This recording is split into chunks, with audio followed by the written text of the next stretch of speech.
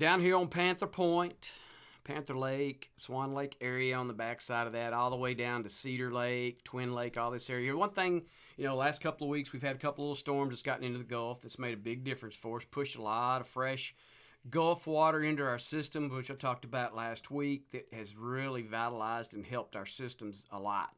Lots of these little estuaries needed this little pump of fresh Gulf water in there to just kind of revitalize them and help them out. And fishing has been very productive since that time frame as well. It's like I say, it's just getting a shot of energy to these fish and into our estuaries completely. It's made a huge difference, especially in some of the back lake areas and drains and mouths and those types of areas that hadn't had a tremendous amount of water in them for a while. There for roughly 2 months, give or take a day or two, we were negative tides every day until those two little storm systems came rolling into the Gulf for us and helped us out with that. As we continue to move forward now, again, I talked about way back early in the summer that the 3 toughest months for us was typically June, July, and August. We have made those 3 months, and pretty tough during that time frame. It was a grind on some days. Other days were a little bit easier. Some days were extremely difficult. So we've gotten through our most difficult time frame as far as your heat and stuff go. We're starting to see just a little bit of break in the heat, not a tremendous amount. Maybe another little cool front here in the next couple of weeks will help with that somewhat if we have one approaching, or possibly another system that gets into our Gulf that won't be as detrimental to us. But we'll still get the great effects from the water push, and hopefully we'll get some rainfall out of that as well if that potentially happens.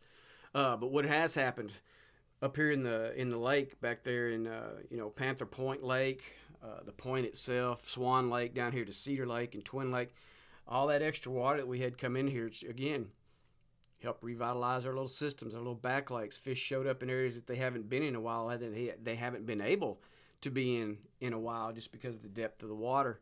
Lots of bait pushed back up in these areas, so therefore your fish are going to be in and around. It's almost like a new playground for them. They've showed up into some of these areas and they're just enjoying it and being around and swimming in it. So if you're able to get into some of these areas, which you shouldn't have a problem, back down here like in Cedar and Twin, those areas there have yielded some quality fish for us, both trout, redfish, and flounder. So just be aware of that. And it's been both inside and outside on these mouths and these drains in these areas like that. The great thing about getting back there in Swan and Panther, you've got great shoreline all the way around that. Got a lot of different kinds of structures you can get into. Cedar gives you lots of grass, a little scattered shell here and there, some little open areas as well. But all these areas have done well for us over the last week or so, week and a half, where we've located some fish in there again that haven't been able to be back in some of these areas. How long our water was going to stay in place, that's kind of remained to be seen. Our mornings early tides have been really good and healthy, and then of course as the process of the day goes, they start dropping out, and I imagine that will continue to drop as we transcend away from our full moon phase, which the miners were really good for us. Early mornings and late evenings worked out perfectly. We found and caught fish during those time frames and really had some productive days during that time frame. Main thing that we've been throwing, again, we're still throwing 16th ounce jig head, super lightweight, still working waist deep, less water to locate and find our fish no matter where we're at, whether we're on a shore front, back lake mouth, in the back lake itself, whatever. It's all going to be thigh to waist deep, maybe a little less, maybe even knee deep in some spaces. But during that full moon phase, throwing the burner shad was spot on. Throwing the mirror lure to Little John was spot on for us. Throwing the original size down south was good. The knock and tail was good. That 4-inch was the absolute biggest that we would throw, but consistently got opportunities with Little Johns and burner shads that did a number for us as far as productivity goes. Firecracker, mud minnow, big papa pearl, twisted tea, supernatural, all those in the burner shad were the flavors that were most productive for us. I think even maybe some white ice was sprinkled in there. And as we continue to trend on into September, October's right there, November's right there. Man, we're just 2 months away from being much cooler weather and temperatures overall. In the knock and tail, heavy metal, because some of these water were really clean for us. Greenbacks were really good. Did a good job for us. In the original size down south, in the watermelon red was pretty good for us. But again, the burner shad was more productive in that time frame. And then our topwater activity has picked up quite a bit. So if you're a topwater junkie and you want to get some of that action in some of these areas, especially shorelines, maybe a little bit deeper areas as the morning continues. But we had some really good quality mornings throwing topwater baits, getting some great action on those. So whether you get one blow up or 100 blow ups, it's all fun and it's great. So I absolutely love that aspect of that style of fishing. So if you get the opportunity to throw that, then do it. It's been productive. Again, the burner shads have been good in the down south version. The knock and tail, those flavors there. I haven't thrown a lot of the Marker 54 this past week, every once in a while. But it caught fish as well, but not quite as much as what the other two did, because that's mostly what we threw during the process of the week was the other types of bait.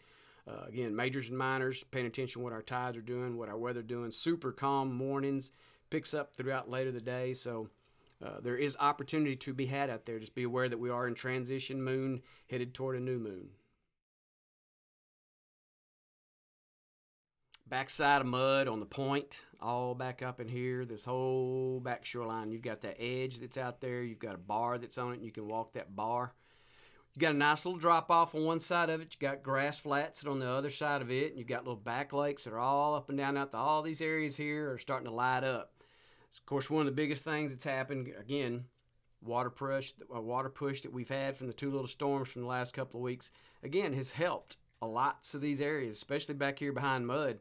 If you've been back behind there in the previous month of June and July and some of August, and you'd have seen many days where it was just water or grass sticking out of the water back there, and there ain't no way a fish could just be hanging out in it from just the depth of the water and the temperature of the water. But all this area in here right now is starting to light up. We're finding redfish that are up on these grass flats. We're finding some trout that are in the guts. We're finding a few flounder over the sandy packs whenever you can find those and you get an opportunity to fish that. Lots of different opportunities that's going on. Again, we're starting to transition into September. I would imagine here over the next 2 to 3 weeks we will see a little bit of dip in our temperature at some point. We will probably experience some type of little front that will push through here that will help drop that temperature down a little bit, and in turn will eventually drop the water temp, depending on how cool that may be. But for now, our water temps are still in the upper 80s, low 90s. And again, fish accordingly. If you can get up early, that's why our topwater opportunities have been good. Early mornings, hitting the water by 6:15, throwing topwater baits, and we're working those till 9:30, 10 o'clock, or until we just quit getting opportunities off of it. And here in the last few days, it's been pretty consistent most morning long until we just wanted to switch over to a plastic. But all these areas here has kind of lended itself to really be able to throw that topwater bait, and you have some opportunities, and that's what we're looking for primarily when we're throwing that top. It's kind of a little bit of a searcher bait, but at the same time, and it's exciting bait when you see that blow up happen on top of that. So if you're a topwater junkie and you'd like to do that, then man, throw it. There's some good opportunity that's going on out there with that. But with that said, primarily we're working the deeper guts and the deeper edges as that sun begins to creep and get up, past that 8, 9, 10 o'clock hour time frame. We'll start working the deeper edges of the water. Grass primarily. Grass is key no matter what time of year it is, whether you're in the wintertime, fall, spring, or summer. You always want to try to locate and find grass in some of these areas, whether it be up shallow, whether it be a little bit deeper grass packs, whatever. It's a very very great structure to fish around. Fish love it, no matter whether it's redfish, flounder, trout, doesn't matter. Black drum, all of them. They love the structure of that grass. So anytime that you can incorporate that into your fishing day, you're doing yourself a favor. But again, like I say, we've been working the deeper edges, deeper drops, whether it be down here on Blind Pass or back all the way back up here on the point of mud, up here close to the Lydian and this area there. They've been redfish are starting to kind of school up somewhat. We're starting to see little bitty pods of fish here and there, and picking those out as they're going to start to get ready to make their run out to the Gulf here in a couple more months. You'll you'll get some opportunities, whether it be over on the super flat area, back here on the backside of mud, out there on the point, on the back some of these lakes that are back in here, whatever. You'll start to find and see a few little pods of redfish here and there. So capitalize on that when you do see it. It can be a lot of fun. You can end up finding you a pod around 15 to 25 and have it to yourself and just catch it pretty much as you want for as long as you want. So that's the kind of stuff that we have to look forward to as we move into the next couple of months. That and some cooler weather, finding these fish that are working on the backside. Again, majors and minors, main thing. Same baits that I mentioned in the last video as far as the down south and the burner shads, because again, we're on the backside of the full moon now, so we're in those transition days. So continue to throw the smaller bait. Very productive for us during the full moon phase, and it's still productive for us. So if you have that smaller bait size, that 3-inch or 4-inch bait that's in your box, throw it a lot this coming week and see what kind of productivity that you get with that when you're working these areas. Newcomb, shoreline, all the way to the point, all the way around to the bend. This whole shoreline. Man, you can walk in and wade this if you want to, right there off the highway edge, if you so choose. It's a great little spot that you can do that. Or if you already got your boat in the water and you just want to run across from the Copano Bay launch and get up there, it's an easy run. Takes maybe 5 minutes to get across this part of the bay system.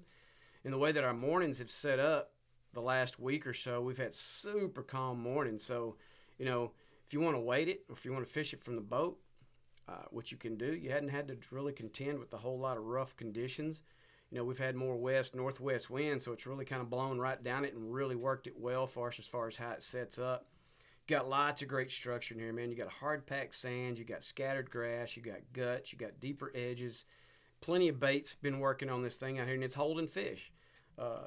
Not super great fish, but you'll come across some lower slot reds tight to the shoreline. We found some slot trout. Now that the September has started, make sure that you're aware of that number one, that hopefully everybody's renewed their fishing license headed into the new year.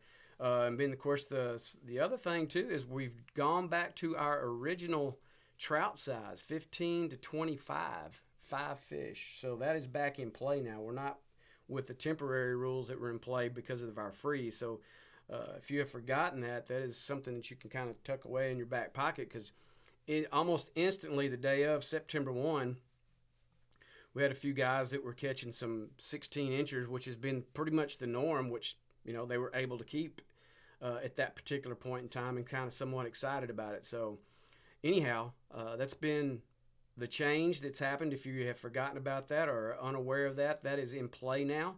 So as next time that you get yourself on the water, just remember that your trout size is 15 to 25 now. That said, working these edges out here, working the guts, like I say, we've pulled a couple of flounder that have been kind of out here too. If you know how to fish for them using rod and reels, it's a little bit different technique.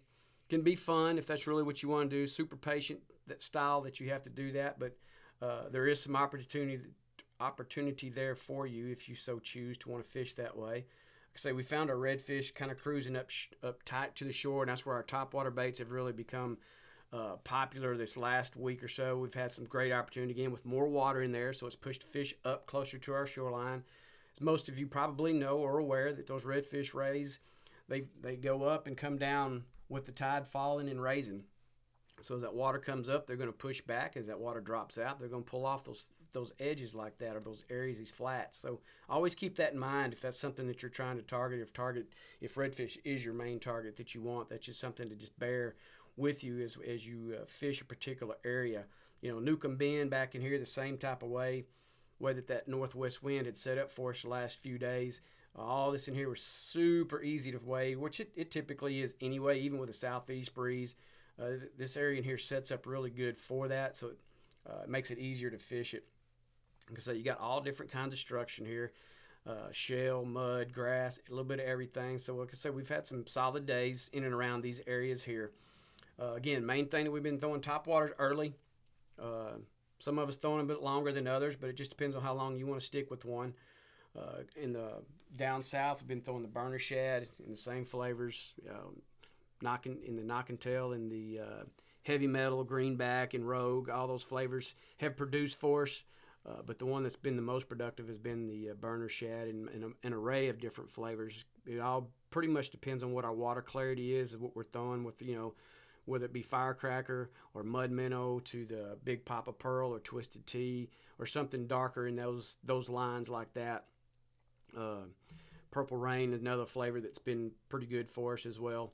So just remember those types of things there. And again, pay attention to what your tides are and start equating what the water levels are as far as where your tides are. And it really shuts down some areas as far as where you think that you might want to fish in relation to where you need to fish based on what the water levels are, based on what our tides are. So always try to keep that in and always try to learn that best that you can when you see those opportunities as much as you can be on the water. Again, majors and minors have been the main thing. We're in transition moon, so continue to stick with that smaller bait for now until you see something that really is kind of sticking out to you that you need to change as far as the profile sizes go. Again, locate your bait, you're going to find your fish.